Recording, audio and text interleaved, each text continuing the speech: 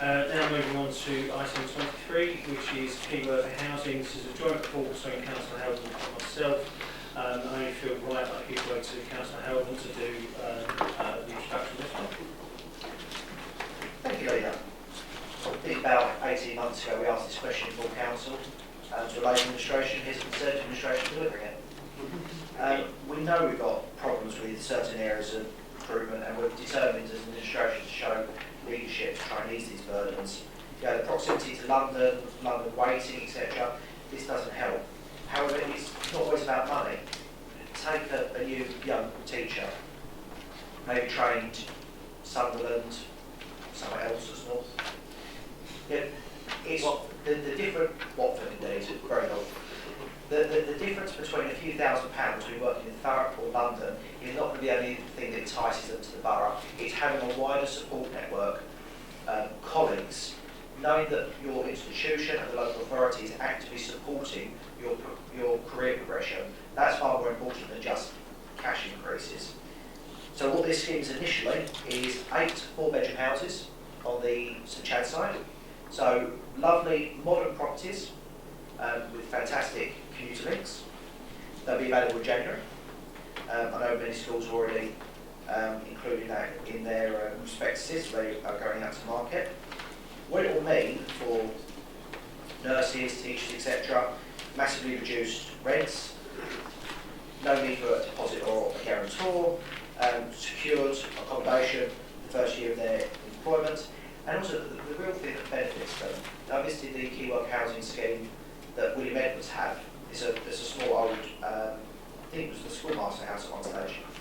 Having 4 or 5 young professionals under one roof, you get that collaborative atmosphere, sharing experiences, and more to the point, if you're a young professional starting out in your career, it gives you that confidence, that support structure, that network, especially if you're going to relocate halfway across the country, or as the case of 43 teachers in the last fiscal period who worked in the Gateway Learning Community from Australia and New Zealand.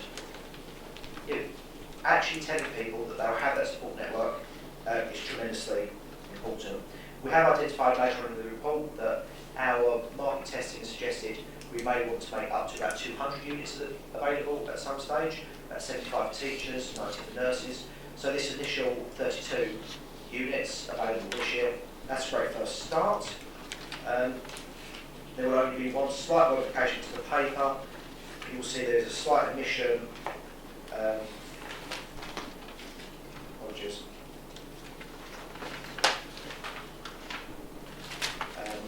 regarding the eligibility criteria found at page. Yeah, when people make comments about I can't even read my own handwriting, somewhere in here it's there we go, 3.5.